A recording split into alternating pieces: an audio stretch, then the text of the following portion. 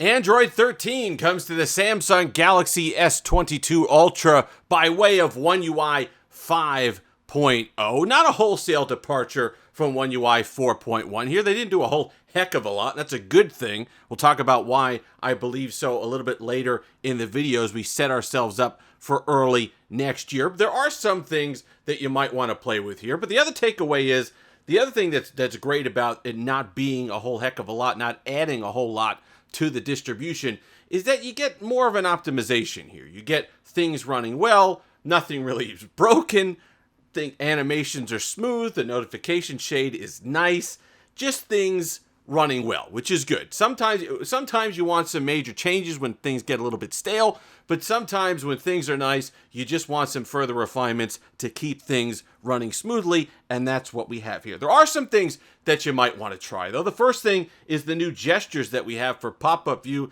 and also split screen. You got to turn them on. They're not turned on by default. We'll go ahead and show you how to do that now. You're going to want to go into settings. Then you could search. It's just easy. You search labs. You get to labs, and then you go at the top, it'll say labs, hit into it, and then you can see here, these are off, the toggles are off by default. Swipe for pop-up view, and then swipe for split screen. Basically, this is just a way to get into multitasking a little bit easier on your S22 Ultra. So let's say you're in Twitter. I'm in airplane mode right now, but let's say you're in Twitter, 2 fingers from the bottom of the screen, and then you could pick the other app that you want from there, and that's fine. You don't want to swipe up that. Let's say you were back into Twitter from the top corner. We're going to swipe towards the middle, and then we get the pop-up view. And if we swipe up, it turns into the icon on the side of the screen, and then we just remove it the normal way that we would on one of the things that are on the home screen, and then it's gone. You don't have to worry about it. So that's a neat little thing that they added there. Widgets are easier, a little bit easier. There's not the smart stack as we know it anymore. You just go into a widget that you want to use, hold it down, and you see create stack instead of the smart stack. You go in and then you can add the other widget. As long as it could be sized to the widget that's the starting widget, you could stack as many as you want. So it doesn't have to be that way by default, but you have to be able to size the widgets to the same in order to create that widget stack that you can have on One UI 5.0. Customization, material use stuff. This was stuff from the beta. It's basically ported over from Pixel. Stuff that they added to Android 13 is you have those deeper color palettes. We'll go in when you go to themes or wallpaper and style. No, I believe it's color palette, yeah.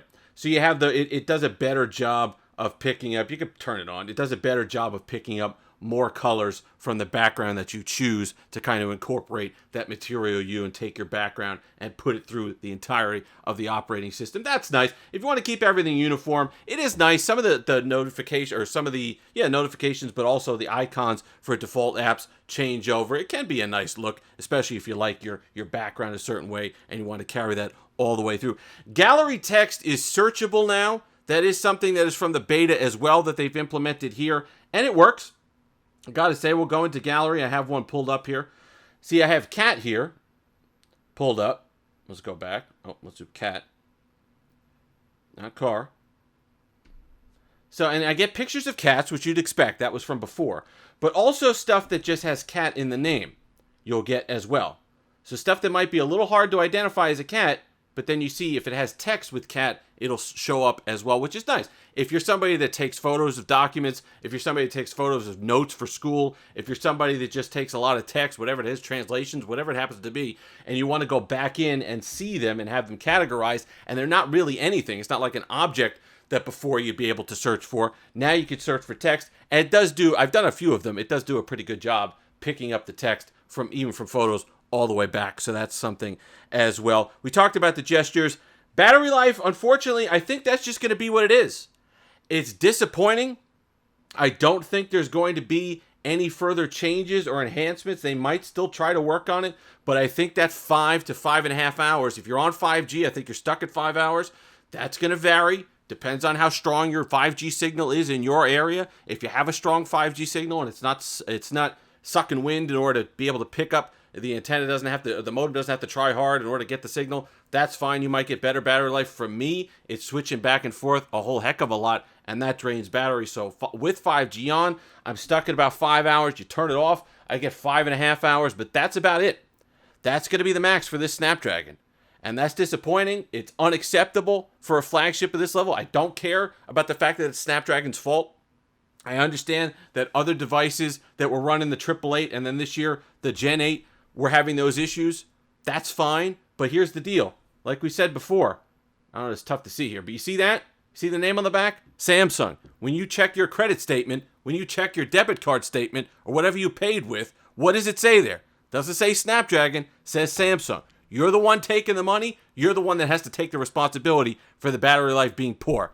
Use something else then. As silly as that sounds, use something else. We don't need a lot of this power sometimes. Maybe cut the price a little bit and give us battery life that's fitting of a flagship device. And that's why I say I don't mind that they didn't do a whole heck of a lot with Android 13. And it's a little bit bland.